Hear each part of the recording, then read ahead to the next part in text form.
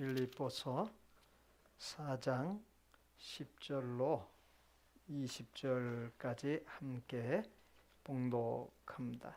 내가 주 안에서 크게 기뻐함은 너희가 나를 생각하던 것이 이제 다시 싹이 남이니 너희가 또한 이를 위하여 생각은 하였으나 기회가 없었느니라. 내가 궁핍함으로 말하는 것이 아니니라. 어떠한 형편에든지 나는 자족하기를 배웠노니 나는 비천에 처할 줄도 알고 풍부에 처할 줄도 알아. 모든 일 곧 배부름과 배고픔과 풍부와 궁핍에도 처할 줄 아는 일체의 비결을 배웠노라. 내게 능력 주시는 자 안에서 내가 모든 것을 할 수 있느니라. 그러나 너희가 내 괴로움에 함께 참여하였으니 잘하였도다. 빌립보 사람들아, 너희도 알거니와 복음의 시초에 내가 마게도냐를 떠날 때에 주고받는 내 일에 참여한 교회가 너희 외에 아무도 없었느니라. 데살로니가에 있을 때에도 너희가 한 번뿐 아니라 두 번이나 나의 쓸 것을 보내었도다. 내가 선물을 구함이 아니오 오직 너희에게 유익하도록 풍성한 열매를 구함이라. 내게는 모든 것이 있고 또 풍부한지라. 에바브로디도 편에 너희가 준 것을 받음으로 내가 풍족하니 이는 받으실 만한 향기로운 제물이요 하나님을 기쁘시게 한 것이라. 나의 하나님이 그리스도 예수 안에서 영광 가운데 그 풍성한 대로 너희 모든 쓸 것을 채우시리라. 하나님 곧 우리 아버지께 세세 무궁하도록 영광을 돌릴지어다. 아멘. 기독교 윤리의 세계적인 권위자 리차드 리버는 사람의 유형을 세 가지로 나누었습니다. 첫째, 목적지향적인 사람입니다. 자기의 목적을 위해 수단과 방법을 가리지 않는 사람을 가리킵니다. 내가 살기 위해 남을 죽일 수 있고 내가 잘 살기 위해 남을 가난하게 만들 수도 있습니다. 성경에서 보면 선한 사마리아 사람의 비유에 나오는 강도와 같은 사람입니다. 다른 사람을 해치고 가진 것을 빼앗고 죽든지 살든지 아무렇게 여기지 않는 사람입니다. 둘째, 공동체 규범에 절대적으로 예속된 사람입니다. 법을 잘 지키는 사람을 말합니다. 법을 잘 지키면서 자신은 옳은 일을 했다고 생각합니다. 성경의 기록에서 보면 선한 사마리아 사람의 비유에 나오는 제사장과 레위인 같은 사람입니다. 그들은 강도 만난 사람이 죽었을지도 모른다 생각하고 생사조차 제대로 확인하지 않은 채 시체를 만져 자신들의 몸을 더럽혀서는 안 된다는 율법 정신을 내세우거나 혹시 자신들도 똑같은 봉변을 당할지도 모른다 생각하고 그냥 버려두고 갔습니다. 셋째, 책임적인 사람입니다.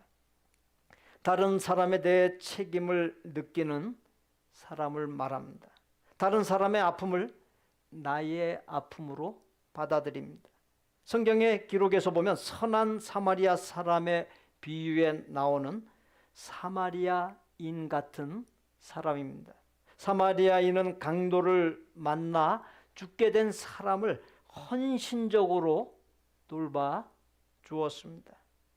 마태복음 25장에 의하면 예수님께서 재림하실 때 목자가 양을 오른편에 염소를 왼편에 구분하여 두는 것처럼 의인을 오른편에 악인을 왼편에 구분할 것이라 했습니다. 오른편에 의인을 두시는 이유를 마태복음 25장 34절로 36절 그리고 40절에 이렇게 기록하고 있습니다. 우리 함께 이 말씀을 봉독합니다. 내 아버지께 복받을 자들이여 나와 창세로부터 너희를 위하여 예비된 나라를 상속받으라. 내가 줄일 때에 너희가 먹을 것을 주었고 목마를 때에 마시게 하였고 나그네 되었을 때에 영접하였고 헐벗었을 때에 옷을 입혔고 병들었을 때에 돌보았고 옥에 갇혔을 때에 와서 보았느니라. 진실로 너희에게 이르노니 너희가 여긴 내 형제 중에 지극히 작은 자 하나에게 한 것이 곧 내게 한 것이니라. 이게 오른편에 있는 의인에게 하신 말씀입니다. 반면 왼편에 악인을 두시는 이유를 마태복음 25장 41절로 43절과 45절에 기록하고 있습니다. 우리 함께 봉독합니다. 저주를 받은 자들아 나를 떠나 마귀와 그 사자들을 위하여 예비된 영원한 불에 들어가라. 내가 줄일 때에 너희가 먹을 것을 주지 아니하였고 목마를 때에 마시게 하지 아니하였고 나그네 되었을 때에 영접하지 아니하였고 헐벗었을 때에 옷 입히지 아니하였고 병들었을 때와 옥에 갇혔을 때에 돌보지 아니하였느니라 하시니 이 지극히 작은 자 하나에게 하지 아니한 것이 곧 내게 하지 아니한 것이니라.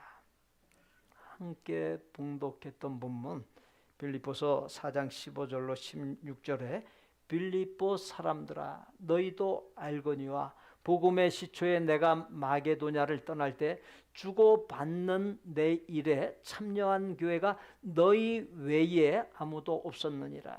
데살로니가에 있을 때에도 너희가 한 번뿐 아니라 두 번이나 나에 쓸 것을 보내었도다.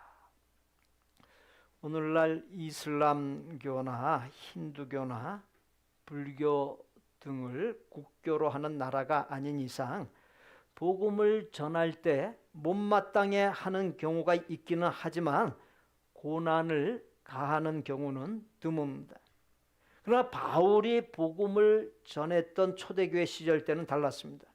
로마 정권이 믿음의 사람의 씨를 말리는 듯한 극심한 박해가 있었고 율법을 중심한 종교인 유대교 사람들의 회방, 율법을 중시하는 기독교인들의 회방이 심각했습니다. 바울은 그와 같은 시대 상황 속에서 생명을 걸고 신앙을 지키거나 복음을 전해야만 했습니다. 빌립보 교회는 바울에 의해 세워진 유럽 지역의 최초 교회입니다. 빌립보 교회는 바울이 고난의 길을 갈 때 기도와 물질 등으로 마음과 힘을 다해서 도왔습니다. 리차드 리버의 표현에 의하면 빌립보 교회는 책임적인 교회였고 예수님의 비유 말씀에 의하면 오른편의 의인으로서의 면모를 보여주는 참된 교회였습니다. 바울은 그러한 빌립보 교회를 향해 본문 14절에서 너희가 내 괴로움에 함께 참여하였으니 잘하였도다 라고 했습니다. 예수님께서 마태복음 25장 46절에서 왼편의 악인들은 영벌에 오른편의 의인들은 영생에 들어가리라 말씀했습니다. 사랑하는 성도 여러분, 교회의 괴로움, 성도의 괴로움, 목회자의 괴로움, 이웃의 괴로움에 함께함으로 바울이 책임적인 빌립보 교회를 향해 잘하였도다. 예수님께서 의인들을 향해 영생에 들어가리라 말씀한 대로 하나님께로부터 우리 모두가 잘하였다 칭찬받고 영생에 들어가는 복된 생이 되시기를 바랍니다. 바울은 빌립보 교회의 재정적인 도움을 통한 협력에 대하여 본문 10절에서 내가 주 안에서 크게 기뻐함은 너희가 나를 생각하던 것이 이제 다시 싹이 남이니 너희가 또한 이를 위하여 생각은 하였으나 기회가 없었느니라. 오늘 그렇게 큰 기쁨을 표현했습니다. 사실 바울의 사역에 기도든 물질이든 기묘하고도 절실했습니다. 빌립보 교회의 도움은 단비와도 같은 것이었습니다. 바울은 큰 기쁨과 동시에 이어지는 4장 11절로 12절에서 내가 궁핍함으로 말하는 것이 아니니라. 어떠한 형편에든지 나는 자족하기를 배웠노니 나는 비천에 처할 줄도 알고 풍부에 처할 줄도 알아. 모든 일 곧 배부름과 배고픔과 풍부와 궁핍에도 처할 줄 아는 일체의 비결을 배웠노라 말했습니다. 빌립보 교회가 바울을 도운 것은 참 잘한 일이었고 바울에게 큰 기쁨이었던 것이 사실이지만 바울은 도움이 없는 그 어떤 어려운 상황을 만난다 할지라도 자신이 흔들리지 아니한다라고 하는 결연한 자세를 고백하고 있는 것입니다. 오랜 옛날에 어른 백만장자가 신문에 광고를 냈습니다. 누구든지 자신의 삶에 대해 진실로 만족스럽다고 생각하고 스스로 증명할 수 있는 사람에게 100만 불의 상금을 주겠다는 광고였습니다. 오랜 옛날이었기 때문에 100만 불은 오늘날 100만 불하고 차원이 다른 가치였습니다. 정해진 날짜가 되자 많은 지원자가 모였습니다. 저마다 자기는 만족스럽고 또 스스로 행복하다며 그 이유를 밝혔습니다. 그러나 어른 누구도 100만 불의 상금을 받지 못했습니다. 광고주가 마지막에 했던 질문 앞에서 어른 누구도 확실하게 대답하지 못했기 때문입니다. 그의 질문은 이것이었습니다. 당신이 진실로 모든 것에 만족한다면 왜 이 자리에 나와 있습니까?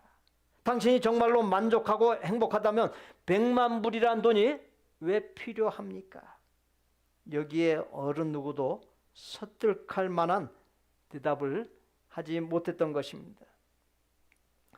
인류 역사를 통틀어 최고의 부자였던 사람인 록펠러에게 재산이 얼마쯤 되면 만족하시겠습니까? 라고 묻자 just a little bit more, 즉 조금만 더라고 말했다고 합니다.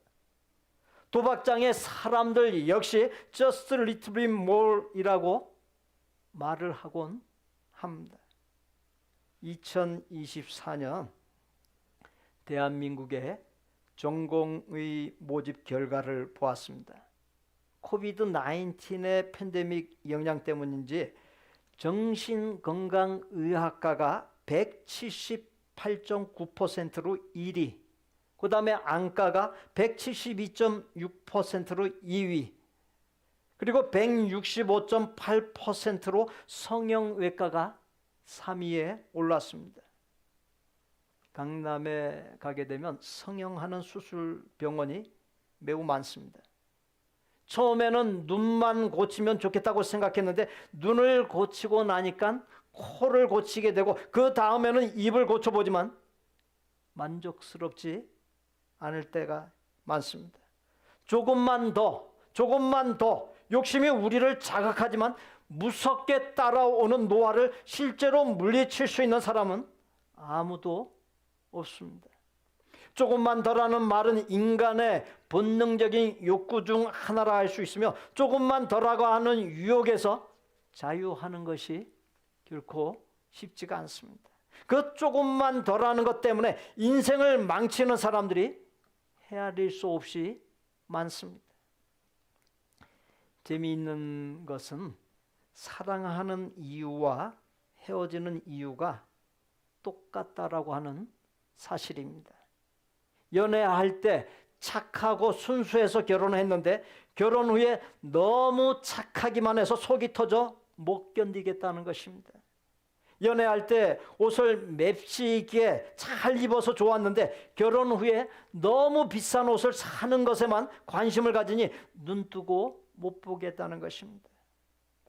연애할 때 같이 앉아서 술도 한잔하고 대인관계가 좋고 친구가 많은 것이 좋아 결혼했는데 허구한 날 술을 마시고 친구들을 만나러 돌아다니고 한시도 집에 붙어 있지 않으니 못 살겠다는 것입니다. 이 이야기가 말하고자 하는 바가 무엇입니까? 좋다고 생각했던 조건이 한탄과 원망의 조건이 된다는 것입니다. 그러한 사실은 인간에게서 만족이라고 하는 것은 어려운 과제라는 사실을 말해주고 있습니다. 그래서 조금만 더라는 조건의 굴레에서 벗어나고자 하는 사람들도 있습니다. 시사 다큐 방송 프로그램 중에 나는 자연인이다 라고 하는 프로그램이 있습니다. 많은 사람이 본다고 합니다. 영상은 주로 도시에서의 삶에서 건강을 잃어버렸거나 지칠 대로 지쳐 살아갈 소망과 힘을 잃고 한적한 시골이나 산을 찾아 자연을 볕타며 아주 단순한 삶, 자족하는 삶을 사는 사람들의 이야기를 담고 있습니다. 저도 가끔 보면서 한적한 자연으로 돌아가 단순하게 살면 좋겠다는 생각이 들 때가 있습니다. 주어진 본문 속에 바울이 살던 때도 자족하는 삶을 추구하는 사람들이 있었습니다. 바로 스토아 철학자들입니다. 대표적으로 에피쿠로스라고 하는 사람이 있었습니다. 그는 의식주에 대한 욕구, 성적인 욕심, 부와 명예에 대한 탐닉을 어떻게 다스리면서 행복하게 살 수 있을지에 대하여 제시했습니다. 한마디로 정리하면 소유욕을 줄이는데 행복이 있다는 것입니다. 소유욕을 줄이기 위해 현재에 집중하며 만족을 찾아야 했는데 이 상태를 두고 아타락시아라고 말을 합니다. 오늘날 젊은 많은 사람이 소위 소확행을 말합니다. 소확행이란 말은 소소하지만 확실한 행복의 줄임말로서 일상에서 느낄 수 있는 작지만 확실하게 실현할 수 있는 행복이나 그러한 행복을 추구하는 삶의 경향을 일컫는 말입니다. 스토아 철학자나 젊은 사람들이 말하는 소확행은 스스로 만족하는, 즉 자족의 형태입니다. 긍정적인 면이 있기는 하지만 현실에 갇혀 있다는 것, 미래를 준비하는 것에 관심이나 여력이 없다는 것, 개인의 만족만을 추구한다는 한계가 있습니다. 스토아 철학이나 젊은 사람들이 말하는 소확행은 만족의 주체를 문제와 한계가 많은 인간 자기, 곧 사람에게 둔다는 것에 있습니다. 사람들이 만족, 자족을 추구하기는 하나 걸림돌이 있습니다. 바로 욕심과 비교입니다. 욕심이 작용하게 되면 자족, 만족이 사라지고 맙니다. 얼마를 가져야 만족할 수 있는가라고 하는 물음에 사람들은 많을수록 좋다 답합니다. 여기서 얼마라고 하는 분량, 많을수록이라고 하는 말에는 한계와 끝점이 없기 때문에 인간은 계속 조금만 더라고 애걸 하면서 오히려 행복을 빼앗기면서 살아갑니다. 디모데전서 6장 9절에 부하려 하는 자들은 시험과 올무와 여러 가지 어리석고 해로운 욕심에 떨어지나니. 욕심에 떨어진 인간은 아무리 부하게 되어도 또 다른 시험과 올무에 걸리게 된다는 것입니다.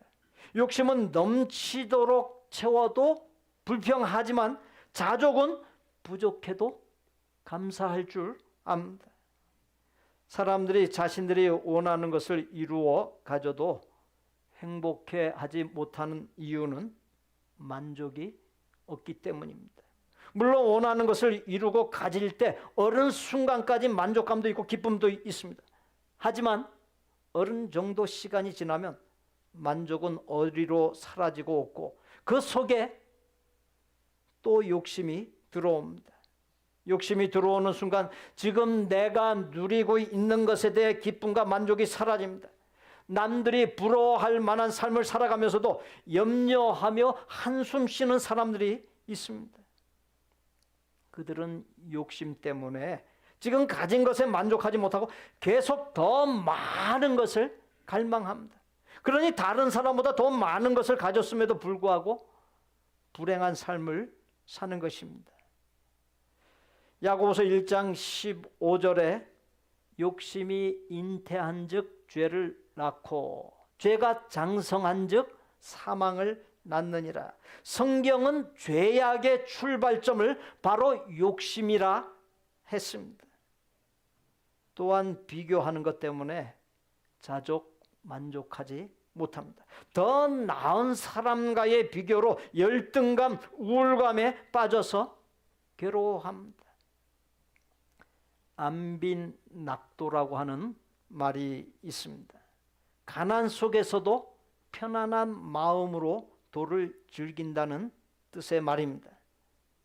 그러나 그것은 도를 닦는 특별한 사람의 이야기이지 가난하게 되면 불편한 것이 한두 가지가 아닙니다. 하고 싶은 것을 제대로 하지 못하고 행동에 제약을 받습니다. 돈 때문에 가정에 불화가 생기기도 합니다. 반면에 부유하면 부유할수록 가지고 있는 것을 어떻게 쓰고 누릴 것인가, 어떻게 더 늘릴 것인가를 인하여서 적지 아니한 신경을 씁니다. 아쉬운 소리를 하는 사람들을 따돌리기 위해 찾아오는 사람에게 사무적으로 대하거나 적당한 거짓말도 합니다. 그래서 돈 벌더니 사람이 달라졌다는 원망을 듣기도 합니다. 돈이 많다 보니 자신도 모르게 교만하게 되어 다른 사람에게 자기를 과시하거나 자기보다 못한 사람을 업신여기기도 합니다. 그래서 잠언 30장 8절에 의하면 아굴이라고 하는 사람이 하나님께 나로 가난하게도 마옵시고 부하게도 마옵시고 오직 필요한 양식으로 내게 먹이시옵소서라고 기도하면서 구했던 것입니다. 그 이유를 이어지는 9절에서 내가 배불러서 하나님을 모른다 여호와가 누구냐 할까 하오며 혹 내가 가난하여 도적질하고 내 하나님의 이름을 욕되게 할까 두려워하니이다 라고 밝혔습니다. 사실 지나친 가난이나 지나친 부유함은 우리의 신앙생활을 위협합니다. 바울은 욕심을 자극하는 명문, 가문, 최고의 학자 밑에서 습득했던 최고의 지식, 바리새인으로서의 높은 자존감, 로마 시민권자로서의 엄청난 긍지와 자부심, 권력과 재물 등 그 모든 것을 배설물로 여김으로 또한 이 세상의 그 어떤 사람과도 인간적인 비교를 모두 다 비워버림으로 자족할 수 있었습니다.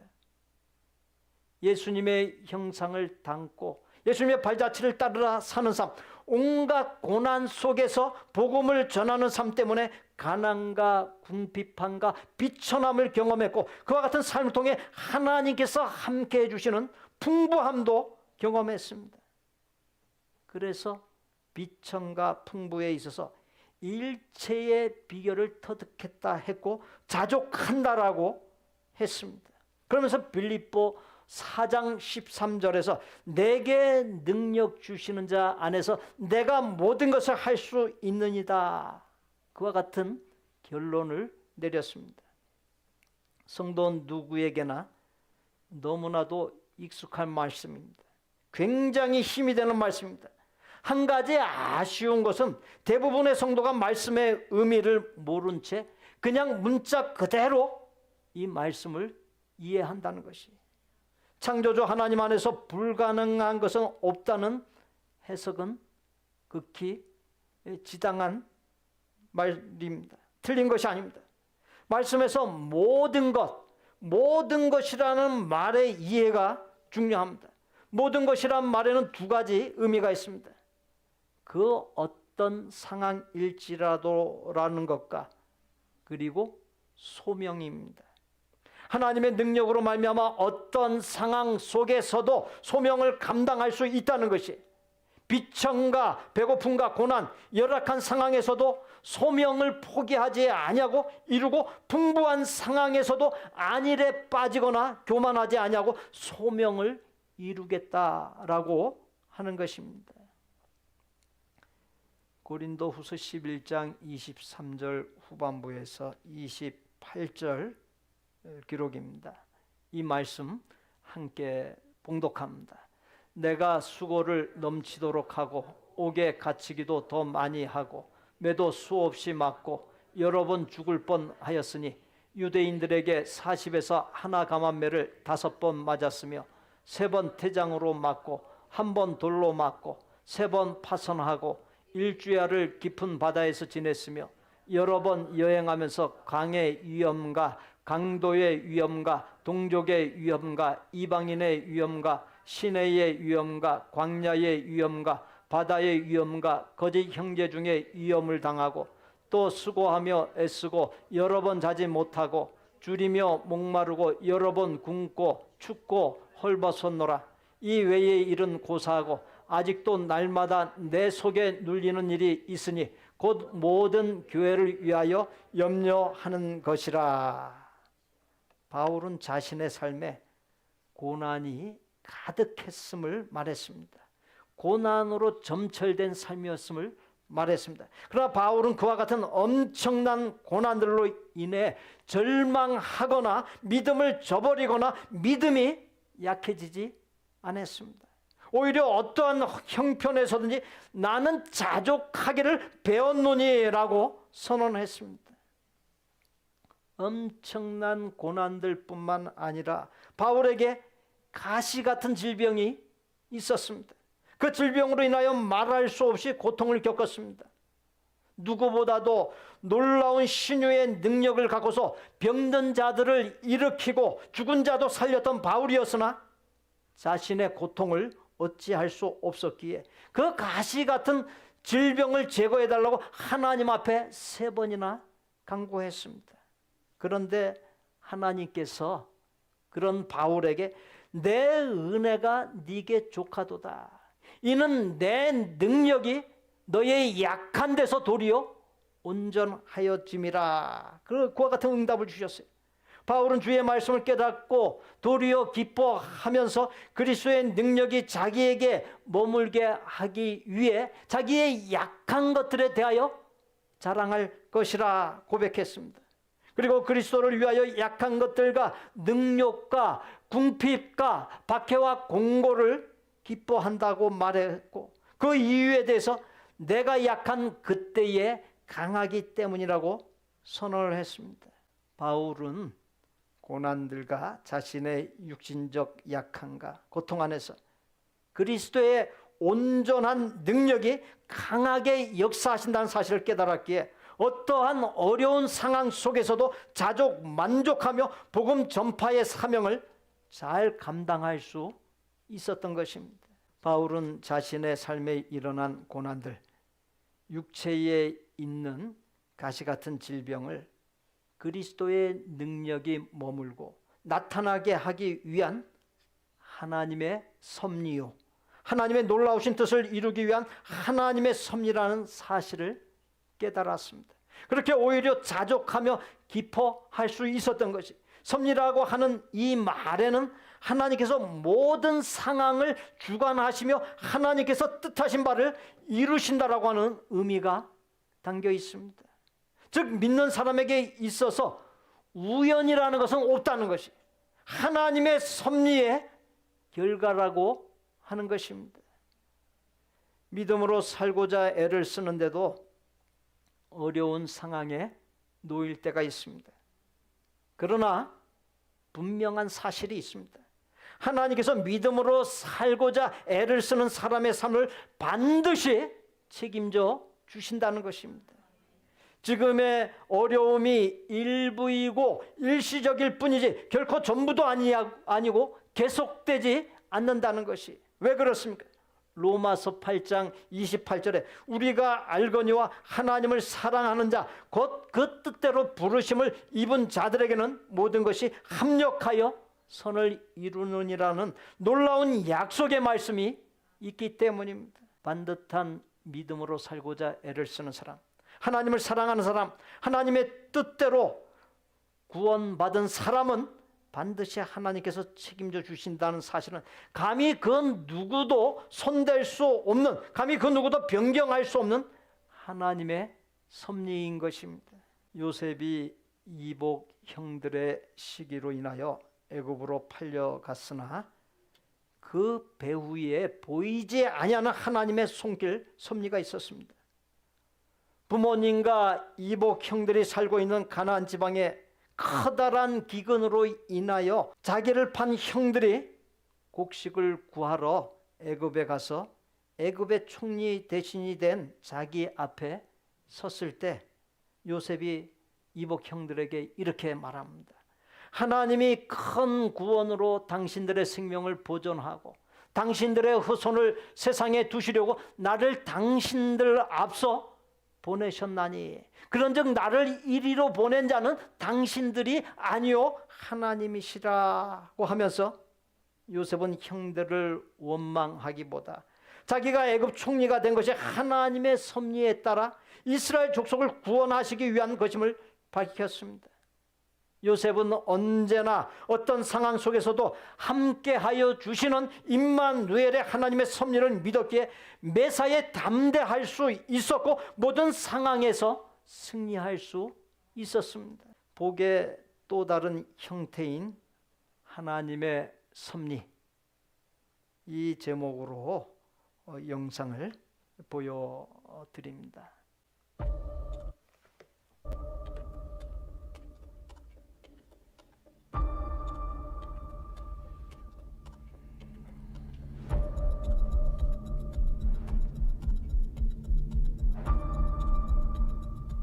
북한에 억류된 한국계 캐나다인 임현수 목사가 어제 국가 전복 음모죄로 종신 무역형을 선고받았습니다.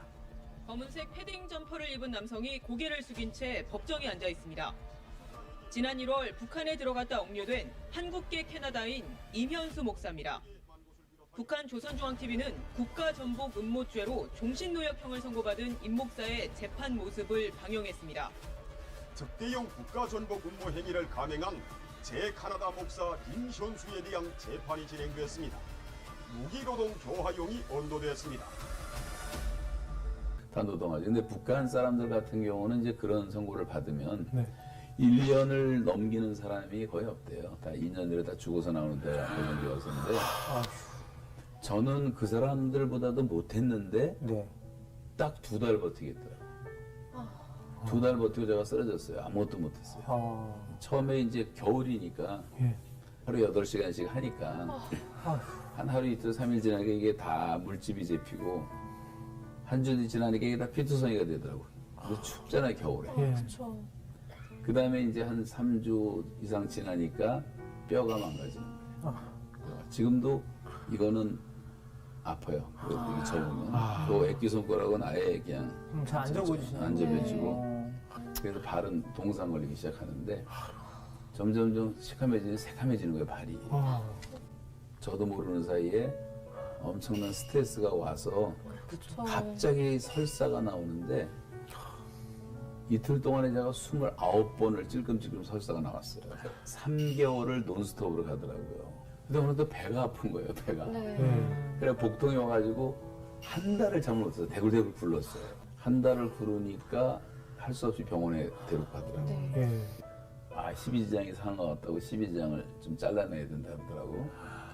그러더니 이제 병원에 가서 수술 받아야 된다고 그래갖고 들어갔더니 마취를 시키더라고요. 그리고 깨놨더니 밤중인데 8시간 반을 수술을 한 거예요. 뭘 했는지 모르지만 구치소에서 감옥으로 넘어가는 그 시간이 너무너무 억울하고 속상하고 분하고 내가 뭐 자기들한테 좋은 일밖에 한 거 없고 교회에서 1부, 2부, 3부, 4부 설교 끝나고 오후에 떠나면 주일날 또 화요일날 도착해 평양에 그럼 토요일까지 또 다 돌아다니면서 일을 하다가 토요일날 떠나면 토요일날 도착해요. 또 설교하고 이제 그게 150번을 다니면서 도와주고 했는데 이러니까 야 이놈들 진짜 양심도 없구나 선을 악으로 갚는구나 생각이 들더라고요. 그래도 이제 첫날 너무 억울하다 이제 그렇게 생각을 하다가 갑자기 히브리서 말씀이 생각이 났어요. 예수를 깊이 생각하라.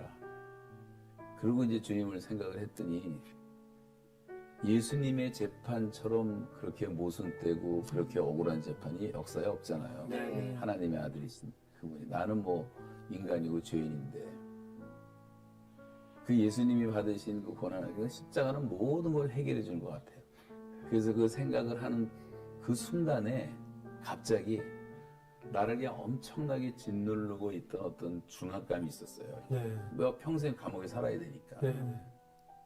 근데 그게 딱 사라지면서 환상인지 뭔지 지금 잘 모를 정도인데 이렇게 길던데 어깨만한 깃털이 하나가 날라와서 예. 내 어깨에 딱 앉는데 마음이 갑자기 편안해지는 거예요. 그리고 감옥 안에 무슨 법이 있냐면 외국인에게는 성경 읽는 허락됨이라는 법이 있어요. 아, 그래요? 네. 그래갖고 감옥에 들어가서 며칠 있는데 성경책이 왔어요, 저한테. 와. 그 스웨덴 대사관을 통해서. 예. 우리 사람이 보내줬는데 영어, 한글로 다 되어 있는 이 많은 성경인데 와, 얼마나 감사한지 2달을 읽으니까 다 정독을 했는데 한글로 5번 읽고 영어로 1번 읽고 찬송가 1장부터 600장까지 다 불러봤어요. 거기서 이제 541장을 갔는데 이 찬송 가사가 너무 마음에 와닿는 거예요. 예. 솔로몬의 부귀보다 욥의 고난 더 귀하고 솔로몬의 지혜보다 욥의 인내 더 귀하다. 이 가사가 마음에 너무 와닿아요. 솔로몬의 부귀보다 그 욥의 고난이 더 귀한 거구나. 딱 목사님이 얘기해요. 솔로몬의 지혜보다 욥의 인내가 더 귀한 거구나. 그래서 이제 더 인내하는 마음이 생기게 된 거죠. 하나님이 나보다 나를 더 잘 아시니까 네. 가장 최선의 때 하나님이 함부로 줄 것을 믿습니다 하고 이제 기다린 거죠.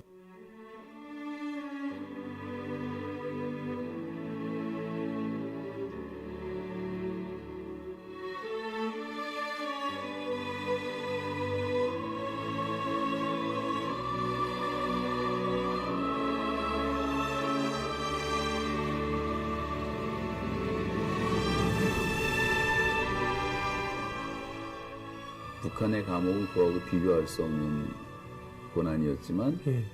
그 시간이 제 생애에서는 제일 축복이었던 것 같아요. 지나고 보니까.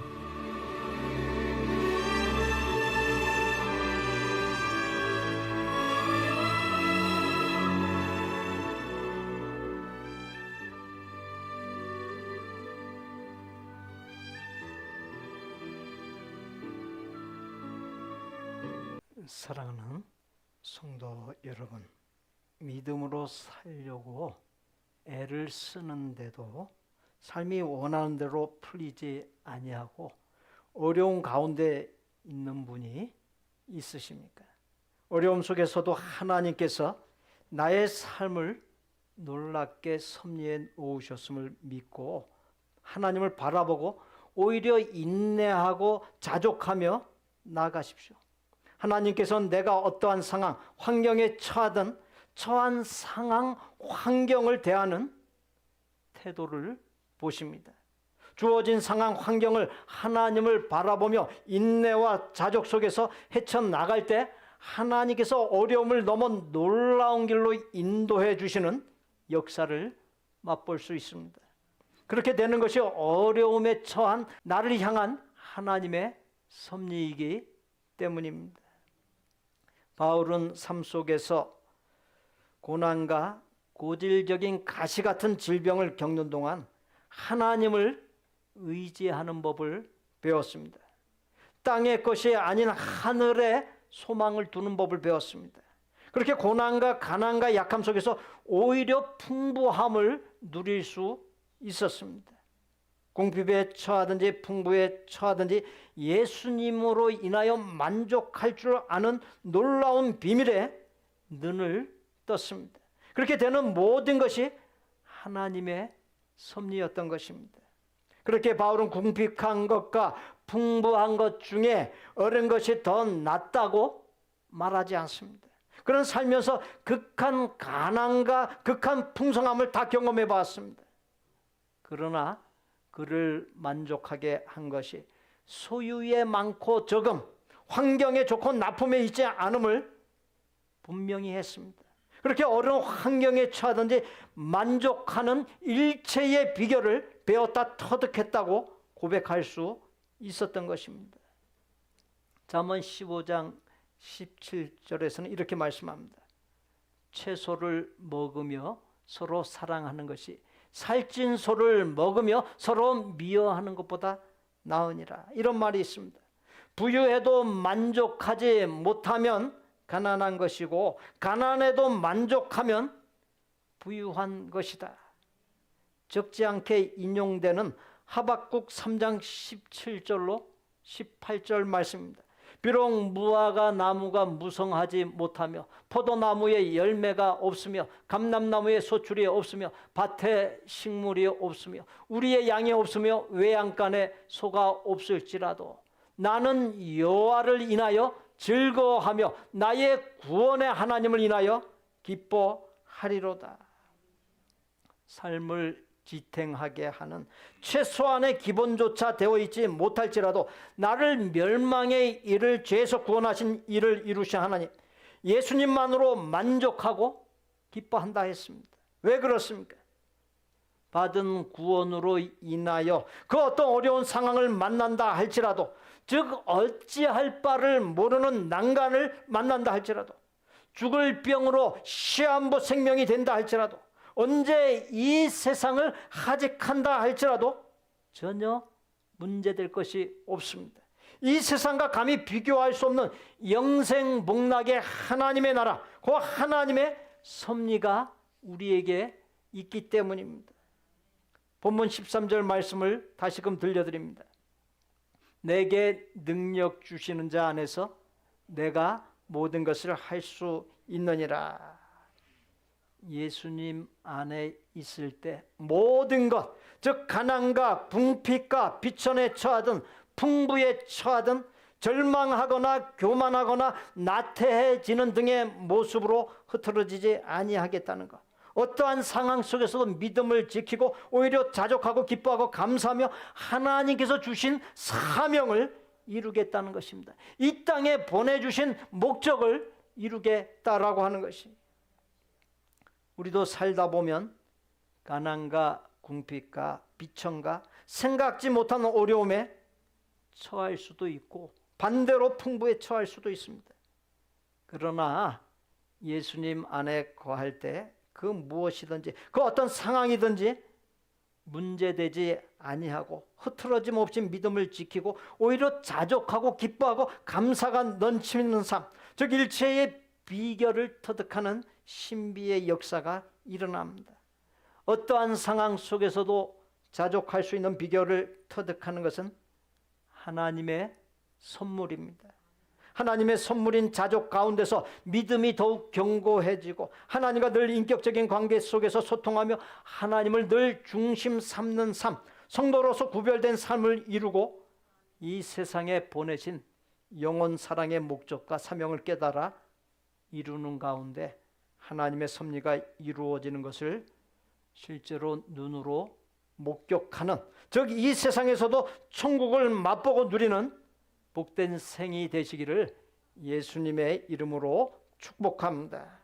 우리 구주 예수 그리스도의 은혜와 아버지 하나님의 거룩하고 완전한 사랑과 성령님의 교통 내주 역사하심이 어떤 상황 속에서도 나의 삶을 섭리하신 하나님을 바라보고 자족하고 인내하며 나아가는 가운데 하나님의 섭리를 보고 하나님의 섭리가 실제로 내 삶의 앞에 펼쳐지는 것을 목도하고 천국을 맛보고 누리고 그 모든 것을 만나는 사람들에게 전해주기를 소원하고 작정하는 아름다운 마음의 성도들과 성도들의 가족과 생업과 학업과 대인관계와 미래 위에 우리 복된 교회 신앙 공동체 위에 우리가 사랑을 나누는 곳들과 사역자들 위에 이제로부터